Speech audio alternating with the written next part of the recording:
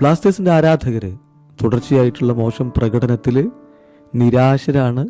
മഞ്ഞപ്പട അത് പലതവണ സ്റ്റേറ്റ്മെൻറ്റുകളൊക്കെ ഇറക്കി വ്യക്തമാക്കിയതാണ്. ഇന്നത്തെ മാച്ച് ഡേ പോസ്റ്റിലും കൃത്യമായ സന്ദേശം നൽകിയിരിക്കുന്നു മഞ്ഞപ്പട.